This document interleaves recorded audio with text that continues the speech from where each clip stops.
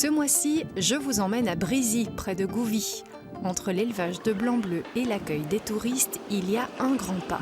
Jean-Marc et Martine Didier l'ont franchi.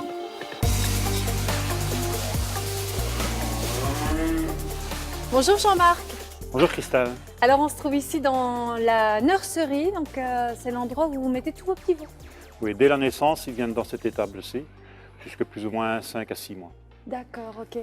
Et ça veut dire que vous les séparez de leur maman, quoi. Oui, j'ai toujours fait ça depuis le début que j'ai repris l'exploitation. C'est un système qui est un peu plus intensif, mais qui équivaut au système traditionnel. Vous, c'est que blanc-bleu? Que le blanc-bleu. Ouais, Vraiment... Mon père faisait déjà le blanc-bleu. On est dans une région qui est quand même portée fort sur le blanc-bleu et j'aime cette race. Et pourquoi vous l'aimez justement? Parce que c'est peut-être depuis que je suis petit, donc je l'ai toujours adoré, la génétique, les croisements, c'est un peu spécial. Oui, ça demande du boulot quand même. Hein. Ouais, le blanc-bleu demande peut-être un tout petit peu plus de soins, mais aujourd'hui on a fait tous les tests génétiques au niveau des taureaux et il y a beaucoup moins de pertes qu'avant et la race est en train d'évoluer dans le bon sens. Vous en avez combien là des veaux là ici? Ici on est plus ou moins à 90 veaux, il m'en reste encore une petite trentaine à avoir d'ici fin mai, puis c'est terminé. Allez, vous faites que du blanc-bleu ou il y a d'autres choses? Non, je produis tous mes fourrages sont produits sur la ferme, le silo, le foin, le maïs, et alors les céréales, je garde uniquement la paille et je vends les graines. C'est pas vraiment tout encore. Hein. Non, on a investi dans un gîte ici il y a 3 ans, et alors comme ça fonctionnait pas trop mal, on a investi dans un deuxième. Voilà, ça on va voir avec votre épouse juste après, parce que la diversification, c'est vraiment une voie empruntée par de nombreux agriculteurs en Wallonie. Ceci, c'est moutarde. Alors, je fais nature aussi et le reste, ce sera du fenugrec. Voilà. Et on les met sous presse.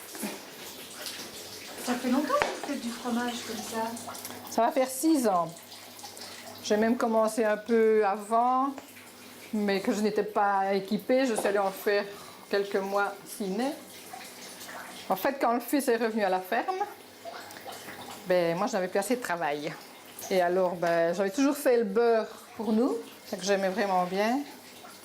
Comme il y avait eu la crise du lait en plus, je me suis dit pourquoi pas. En 8 mois à peine, Bernadette et Freddy Paquet ont transformé une ancienne étable en petite fromagerie, avec aussi un magasin où ils vendent en plus d'autres produits. Je suis super contente, tous mes produits apparemment plaisent et le petit magasin m'apporte beaucoup. C'est un contact avec les gens, des gens de tous les horizons, de toutes les classes sociales, autant de francophones que de flamands. Et c'est vrai qu'on a un métier où on passe beaucoup de temps un peu seul dans ces bêtes. Et ceci, c'est une ouverture aussi sur le monde. À Morville, près de Durbuy, la famille Paquet élève des vaches laitières, mais aussi du blanc-bleu belge. La diversification se fait donc déjà au sein de leur production. Et avant la transformation et la vente de leurs produits, ils avaient ouvert un gîte il y a 12 ans. Et bien voilà, le gîte, avant d'être le gîte, c'était le bâtiment, c'était un vieux hangar, qu'on n'en faisait rien, une vache ou l'autre qui rentrait dedans, on rentrait une machine ici. Mais c'était au milieu du village, c'était pas joli du tout. Et maintenant, comme on embellit tous les villages, eh bien, j'avais dit à Freddy, on en ferait bien un gîte. Sur les 12 500 fermes wallonnes, on compte 400 gîtes et 120 chambres d'hôtes tenues par des agriculteurs.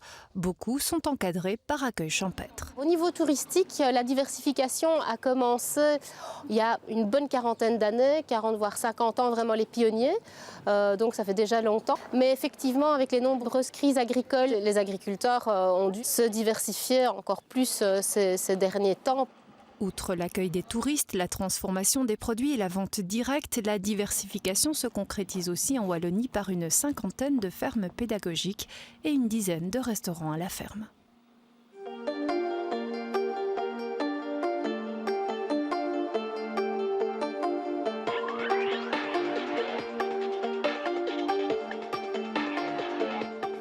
De retour à Brisy en compagnie de Jean-Marc Didier, agriculteur. Ici, votre ferme se trouve juste un peu là. Et ici, tout autour de nous, il y a les prairies qui accueilleront bientôt vos vaches.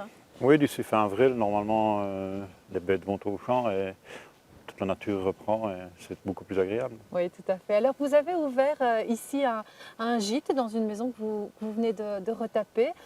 Pourquoi avoir fait ce choix de la diversification ? Il y a deux raisons. La première, c'est une raison économique. Mettre tous ses œufs dans le même panier n'est pas toujours aujourd'hui, dans la conjoncture qu'on vit, n'est pas idéal. Quand un secteur ne va pas, l'autre peut peut-être le compenser un tout petit peu. Et la deuxième raison, j'ai travaillé 10 ans à l'extérieur, j'ai une formation d'électromécanicien et j'ai fait 20 ans le métier d'agriculteur. On n'a pas fait le tour, mais on a besoin peut-être de toucher à autre chose, c'est de faire un nouveau challenge. Est-ce que les gens viennent visiter votre ferme ? Ben, on vient seulement d'ouvrir, donc, mais dans le futur, on pense qu'on le fera, oui. Bien, avant de découvrir l'intérieur de ce gîte en compagnie de votre épouse, eh bien, je vous propose de voir un exemple de diversification tout près de chez vous.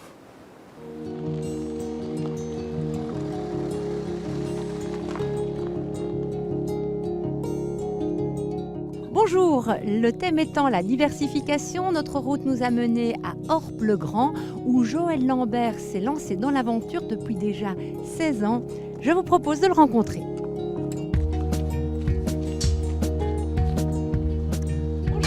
Bonjour madame. Monsieur Lambert, C'est ça. on vient voir vos paniers. Ah ben voilà, venez. C'est vous alors de la culture. C'est bien ça, c'est moi. C'est à peu près comme ça quoi, dans votre Dans le bio, ben, en Brabant wallon certainement.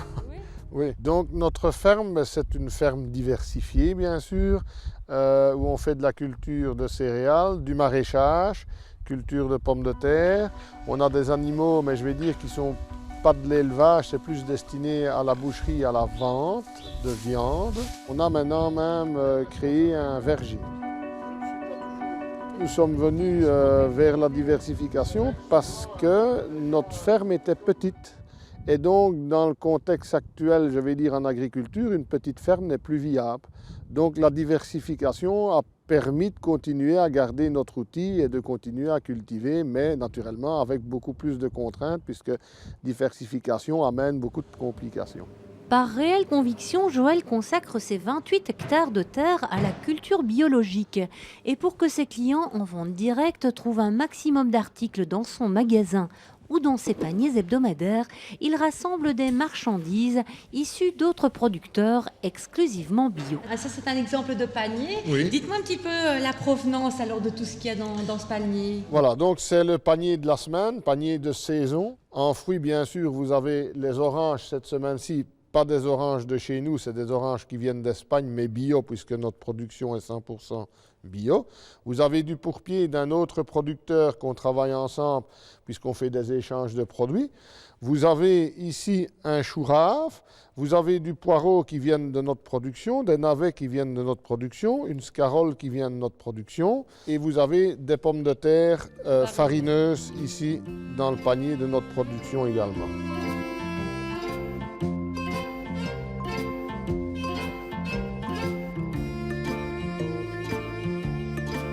Où vont nos cultures? Nos cultures vont chez le consommateur, je vais dire, direct via les paniers.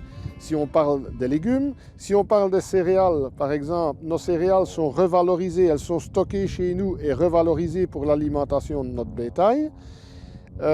Si on parle maintenant de tout ce qui est herbes légumineuses, c'est récolté et aussi pour l'alimentation bétail. La viande, donc tout ce qui est bétail alors, est abattu à l'abattoir et découpé chez nous. On a un atelier de découpe et c'est aussi vers le consommateur final puisque ça part sous forme de colis. Mais j'arrive à vivre de mon exploitation, c'est-à-dire que notre petite exploitation, je pense qu'une des fiertés qu'on peut avoir, c'est que non seulement elle nous fait vivre, mais elle fait travailler d'autres gens aussi. Vous êtes combien ? Donc ici sur l'exploitation, quand on compte les saisonniers et quand on compte les gens qui travaillent au magasin, préparation panier, etc., ça fait quand même travailler 2 temps pleins et 4 saisonniers.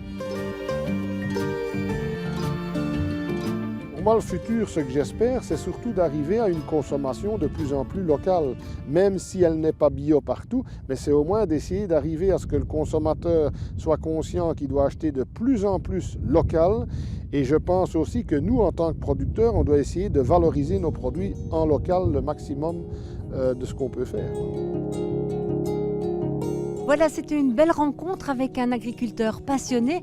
Quant à moi, il me reste à vous donner rendez-vous le mois prochain avec une nouvelle rencontre d'un agriculteur ou d'un éleveur de votre région. D'ici là, portez-vous bien.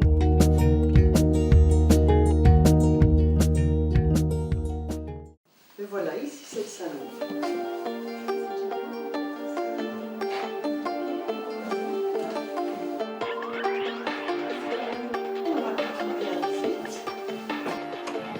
Mais voilà, Christelle, nous arrivons ici dans la cuisine qui est tout à fait équipée, qui a vue directement sur le salon et la salle à manger. Oui, mais c'est déjà grand en fait. Oui, c'est une maison qui est prévue normalement pour accueillir 2 familles de plus ou moins 9 personnes. Que vous avez donc rénové avec votre mari. Oui, tout à fait. Oui. C'est bien ça, mais ça ne s'improvise quand même pas, c'est un autre métier ça, oui. l'accueil des touristes. Non? Ah oui, tout à fait, oui. De par mon métier, je suis infirmière à domicile. D'accord, donc, vous ne travaillez pas à la ferme avec votre mari? Non, au départ, oui, maintenant les enfants sont plus grands, c'est moi qui m'occupe des papiers et tout ça, mais le matin, je fais tous les matins en général infirmière. Oui. D'accord. Et alors, les vacances et tout ça, on rencontre énormément de touristes, oui, et qu'on va soigner, bien entendu, dans des gîtes. Et c'est de là que m'est venue l'idée. Et alors, je me suis renseignée un petit peu avec eux, les questionnant et tout ça. Et ils sont ravis de venir dans notre belle région. C'est qui alors, ces gens? Ben, en général, 9 sur 10 personnes, ce sont des néerlandophones. D'accord, donc oui. vous parlez néerlandais? Au début, non. Donc, c'était encore un nouveau challenge. Donc, je me suis inscrite au cours de promotion sociale de la région.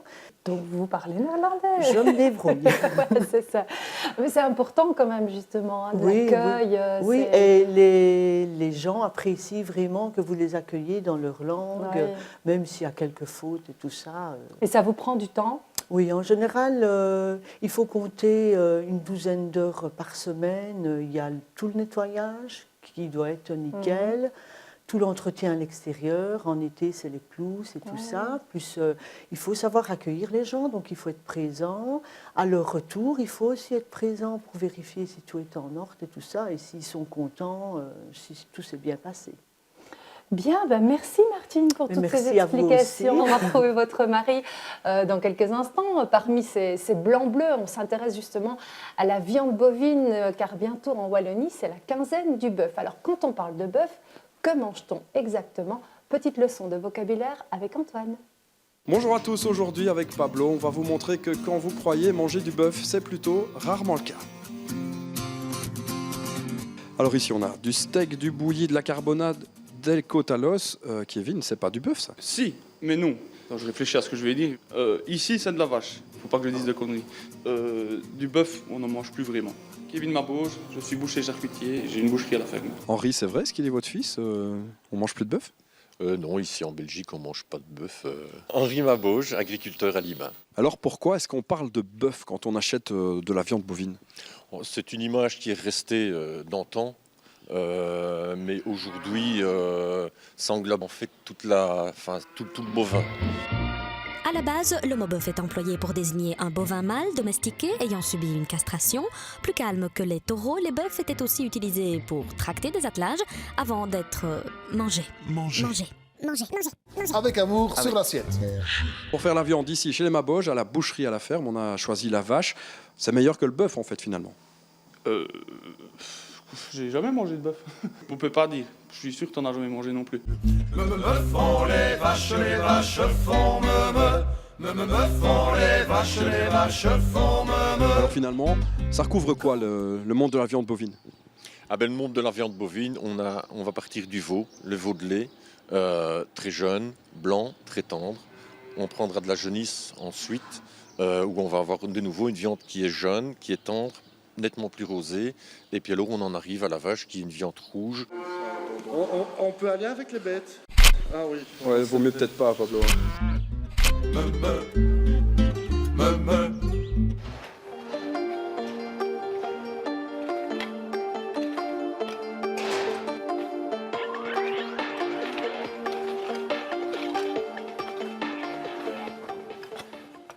Bah dis donc, c'est physique. Hein. Le métier d'agriculteur aujourd'hui, il y a toujours un peu d'un travail physique à faire, malgré qu'on a beaucoup de machines pour faire toute la manutention, mais il y a encore du travail physique. Alors ici, on se trouve dans l'étable avec des vaches qui sont déjà un peu plus grosses. Hein, Ici, c'est toutes les bêtes adultes, donc qui ont au moins véné une fois et qui vont continuer encore une petite partie de la carrière ici, puis jusqu'à la réforme. Alors, elles vont partir à l'engraissement. Elles vont partir où Elles vont partir, moi je vends tout bête mec, donc elles vont soit sur la Flandre, la Wallonie, la France, peut-être la Hollande. Je ne sais pas la destination finale, je ne le sais jamais. Voilà, c'est bien. Ben, merci beaucoup en tout merci cas pour votre accueil. Quant à nous, on se retrouve le mois prochain. On parlera du bio. On retourne travailler ? Ok, on y va.